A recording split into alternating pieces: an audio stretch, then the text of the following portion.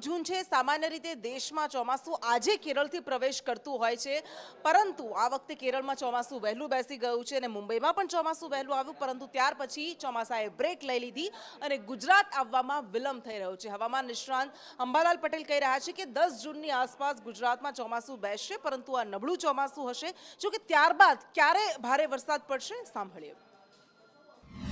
રાજ્યમાં હાલ વરસાદી માહોલ જોવા મળી રહ્યો છે, તો બપોરના સમયે ગરમીનો પણ અહેસાસ થઈ રહ્યો છે। ત્યારે આવનારા દિવસોમાં વાતાવરણ કેવું રહેશે, વરસાદ પડશે કે ગરમીનો પ્રકોપ સહન કરવો પડશે?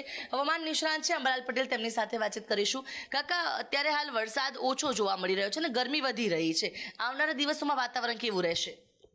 હમણાં ગરમી વધી રહી છે, પવન ફૂંકાઈ રહ્યો છે અને ચોમાસું જે છે એ અટકી ગયું છે, કારણ કે આરબ કન્ટ્રીમાં અને બલુચિસ્તાન, અફઘાનિસ્તાન, પાકિસ્તાનમાંથી આવતા પશ્ચિમના સૂકા ગરમ પવનના કારણે આ ચોમાસું અટકી ગયું હોય તેવું જણાય છે। પરંતુ હવે ધીરે ધીરે ચોમાસાની આગેકૂચ વધશે। તારીખ 8થી 12 મુંબઈ મહારાષ્ટ્રમાં વરસાદ થશે અને તારીખ 10મી જૂને એક નબળું ચોમાસું દક્ષિણ ગુજરાતના ભાગોમાં અને દક્ષિણ સૌરાષ્ટ્રના ભાગમાં આવવાની શક્યતા રહેશે। 12 જૂનથી 16 જૂનમાં ગુજરાતના ઘણા ભાગોમાં સારો વરસાદ થવાની શક્યતા રહેશે। દક્ષિણ સૌરાષ્ટ્રના ભાગોમાં ભારે વરસાદ થવાની શક્યતા રહેશે। દક્ષિણ ગુજરાતના ભાગોમાં ભારે વરસાદ થવાની શક્યતા રહેશે। આ ઉપરાંત મધ્ય ગુજરાતના ભાગોમાં કેટલાક ભાગોમાં ભારે વરસાદ થવાની શક્યતા રહેશે। પૂર્વ ગુજરાતના ભાગોમાં ભારે વરસાદ થવાની શક્યતા રહેશે। ઉત્તર ગુજરાતના ભાગોમાં, કચ્છના ભાગમાં, પાટણના ભાગમાં, બનાસકાંઠાના ભાગોમાં અને સાબરકાંઠાના ભાગોમાં, અરવલ્લીના ભાગોમાં વરસાદ થવાની શક્યતા રહેશે।